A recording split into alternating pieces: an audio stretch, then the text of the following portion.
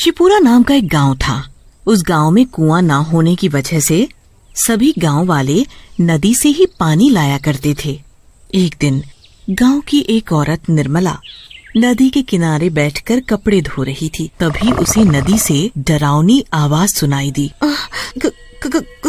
कौन है यहाँ जो मुझे डरा रहा है? अरे कौन है यहाँ?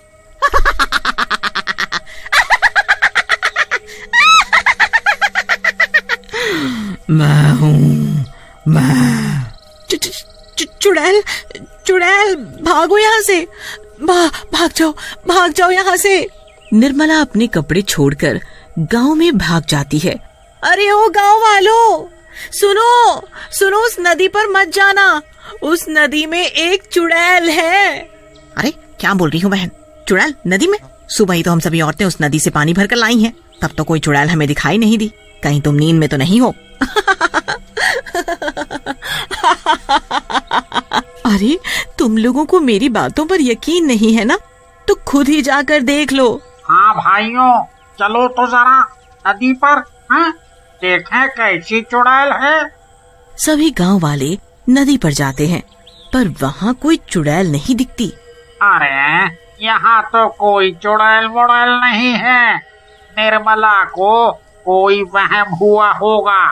चलो भाइयों, अपना काम करें, हाँ?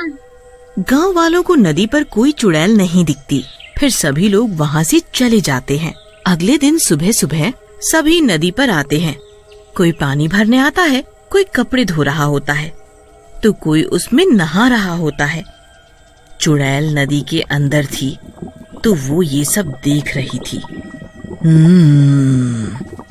ये सभी गांव वाले फिर नदी पर आ गए। ये ऐसे नहीं मानेंगे, इनका कुछ न कुछ तो करना पड़ेगा। तभी नदी पर गांव का एक आदमी सुखिया नहाने के लिए आता है। जैसे ही सुखिया नदी में नहाने के लिए अंदर घुसता है, नदी में अंदर बैठी चुड़ैल उसका पैर पकड़ लेती है। अरे अरे अरे अरे मेरा पैर किसने पकड़ा है? कौन है भाई नदी के अंदर? बचाओ बचाओ बचाओ! चुड़ैल सुखिया का पैर पकड़कर नदी के अंदर खींच लेती है और फिर सुखिया को नदी के बाहर फेंक देती है। सुखिया बेहोश हो जाता है। गांव के कुछ लोग सुखिया को वहाँ पड़ा देखते हैं। सुखियो, ये तुम्हें क्या हुआ? अरे ये तो बेहोश है, इसे इसके घर ले चलो। जब ये होश में आएगा तब ये कुछ बताएगा ये बेहोश कैसे हुआ है। सभी गांव वाले उसे उठाकर उसके घर ले जाते हैं। जब सुखिया होश में आता है तो उसके साथ क्या हुआ सब बताता है। भाइयों, मैं सच बोल रहा हूँ, नदी में कोई तो था जिसने मुझे नदी में खींच लिया था। अरे ये क्या हो रहा है? पहले निर्मला और अब ये सुखिया, तुम दोनों का दिमाग तो नहीं खराब हो गया? तुम लोग मेरी बात पर यकीन क्यों नहीं करते? मैं सच बोल रहा हूँ। अरे भाइयों, देख नहीं रहे कितनी भयंकर गर्मी पड़ रही है। गर्मी की वजह से सुखिया बेहोश हो गया होगा और कुछ नहीं। हाँ, तुम सही बोल रहे हो। ये सुखिया तो कुछ भी बोले जा रहा है। फिर सभी गांव वाले वहाँ से चले जाते हैं। कोई भी सुखिया की बातों पर यकीन नहीं करता। फिर भी सभी लोग नदी पर जाते, वो भी वहीं कपड़े धोने लगती हैं। तभी उस चुड़ैल की भयानक आवाज आती है और सभी औरतें वहाँ से भाग जाती हैं। ये लोग नहीं मानेंगे, इनका कुछ तो करना होगा। हाँ। नदी पर जो कचरा पड़ा होता है, वो कचरा उठाकर आधी रात को चुड़ैल गांव वालों के घर पर फेंक आती है। अरे सत्यानाश हो उसका, जिसने मेरे घर पर ये कूड़ा फेंका। अरे कोई है? मेरे घर पे कूड़ा किसने फेंक दिया? देखो जी, किसी ने हमारे घर पर इतना सारा कचरा फेंक दिया है, भला बताओ। ये सब देखकर पारो और मुरली गांव वालों से लड़ने लगते हैं। वो चुड़ैल फिर से आधी रात को नदी से निकलकर गांव में आती है और अब की नदी से ढेर सारी कीचड़ उठाकर शंकर के घर पर फेंक कर चली जाती है। सुबह होते ही रानी, ये अजीब सी बदबू कहाँ से आ रही है? हाँ जी, बदबू तो मुझे भी आ रही है। ये बदबू शायद बाहर से आ रही हो। दोनों बाहर जाकर देखते हैं तो उनके घर पर ढेर सारी कीचड़ पड़ी होती है। ए, ये कीचड़ किसने डाला मेरे घर पर? इसकी इतनी हिम्मत! ओए, क्या हुआ शंकर भाई, क्यों शोर मचा रहे हो? ए, अरे भाई, जरा यहाँ देखो, किसी ने मेरे घर पर ये कीचड़ डाल दिया है। पता नहीं कौन है वो। अगर पता चल गया ना, छोड़ूंगा नहीं उसे। हाँ। शांत रहो शंकर भाई, किसी ने तुम्हारे साथ मजाक किया होगा। कोई बात नहीं, अभी तो मैं चुप हूँ, पर अगली बार ऐसा कुछ हुआ ना तो उसे छोड़ूंगा नहीं। हाँ। सभी गांव वाले वहाँ से चले जाते हैं। जब रात को सभी गांव वाले सो जाते हैं तो नदी वाली चुड़ैल फिर से गांव में आती है। जब वो चुड़ैल कूड़ा उठाकर लोगों के घरों पर फेंक रही होती है, तभी गांव का एक आदमी किशन लाल अपने घर की खिड़की से उस चुड़ैल को कूड़ा फेंकते हुए देख लेता है। हमारे गांव में चुड़ैल, पर ये चुड़ैल यहाँ क्या कर रही है? अच्छा, अब पता चला, ये चुड़ैल ही थी जो सभी के घरों पर कूड़ा कचरा डाल जाती है। सुबह होते ही ये बात गांव वालों को बतानी पड़ेगी। भूरा के घर पर चुड़ैल कूड़ा डाल कर गई तो वो भूरा सभी गांव वालों से लड़ रहा होता है। हद हो गई अब तो। ये रोज रोज कौन कूड़ा कचरा डाल जाता है? कभी किसी के घर तो कभी किसी के। आज उसने मेरे घर पर कूड़ा डाला। उसकी इतनी हिम्मत, एक बार हाथ लग जाए छोड़ूंगा नहीं उसे। हाँ। किशन लाल ने रात में चुड़ैल को देखा था, तभी वो वहाँ आ जाता है। रुको रुको रुको, तुम सभी लोग लड़ना बंद करो। तुम सभी के घरों पर कूड़ा अपने गांव में किसी ने भी नहीं डाला। ये क्या बोल रहे हो तुम?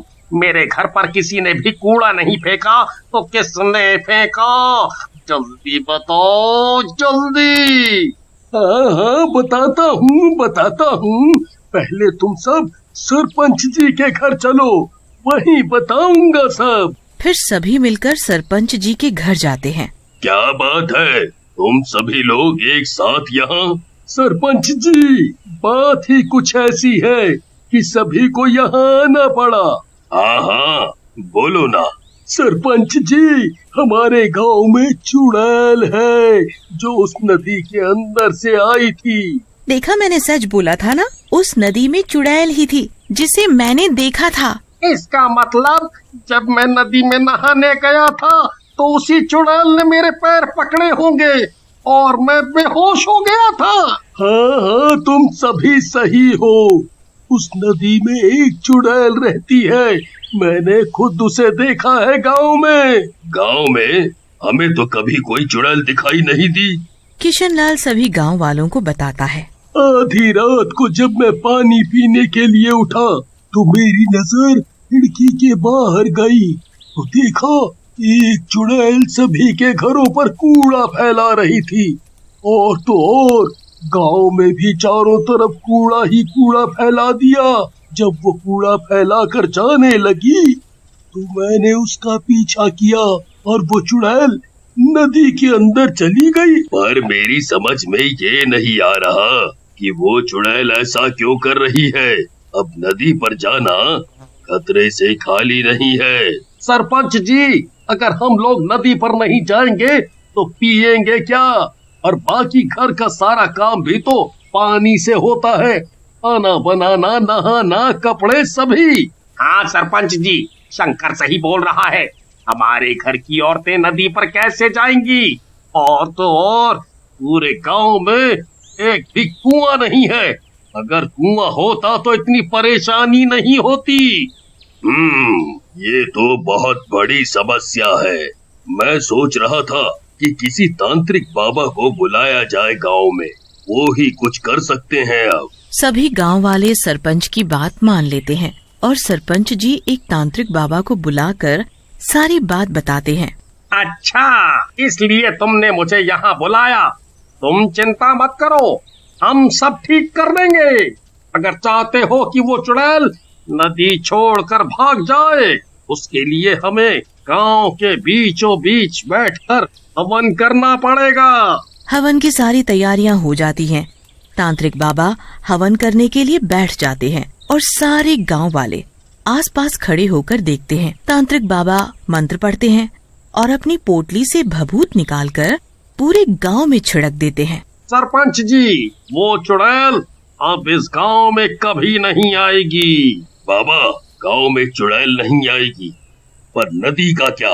हमारे गांव की सभी औरतें नदी से पानी लाती हैं। तभी चुड़ैल वहाँ आ जाती है। तुम लोग मेरा कुछ नहीं बिगाड़ सकते, मैं बहुत ताकतवर हूँ। इस तांत्रिक को तो मैं फूंक मारकर हवा में उड़ा सकती हूँ।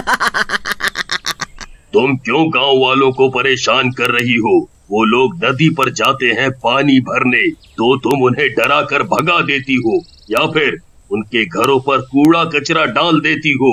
क्या कूड़ा कचरा मैं करती हूँ? जरा चलो तुम सब नदी पर मेरे साथ। चुड़ैल सभी गांव वालों को अपने साथ नदी पर ले जाती है। देखो, जरा इस नदी को तुम सब देखो। तुम लोगों ने इस नदी की क्या हालत कर दी है। मैं तो आराम से नदी के अंदर सो रही थी, पर तुम सभी गांव वालों ने इस नदी में इतना कचरा फैला दिया, जिसकी वजह से नदी का पानी दूषित हो गया और मुझे नदी के अंदर घुटन महसूस होने लगी, जिसकी वजह से मैं नदी के बाहर आ गई और तुम लोगों को यहाँ से भगा दिया। तुमने हमारी औरतों को पानी नहीं भरने दिया, हम लोग कहाँ जाएं अब पानी भरने? तुम लोग बहुत ही गंदे हो। अपना घर तो साफ रखते हो और सारी गंदगी नदी पर करते हो, तो कोई नहा रहा है उसमें, और तो और उसी में तुम लोग जानवरों को भी नहला रहे हो। फिर उसी पानी को तुम लोग पीने के लिए ले जाते हो। इतना गंदा पानी तुम सभी कैसे पी सकते हो? इसीलिए मैंने सोचा कि तुम लोग ऐसे नहीं मानोगे, तुम सबको सबक सिखाना जरूरी था। तुम सही बोल रही हो, तुमने हमारी आंखें खोल दी। आज के बाद हम सभी लोग नदी पर गंदगी नहीं करेंगे। हाँ, अगर हम सब नदी पर काम करेंगे तो गंदगी तो होगी ही। इसका हल भी मैं बताती हूँ। सरपंच जी, आप गांव में 2-3 कुएं बनवाएं। गांव में कुएं होंगे तो किसी को भी नदी पर आने की जरूरत नहीं होगी। सारा काम घर पर ही हो जाएगा।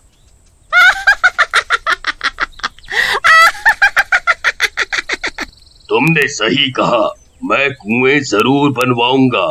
तुम्हारा बहुत बहुत शुक्रिया। और चुड़ैल वहाँ से हमेशा हमेशा के लिए चली जाती है।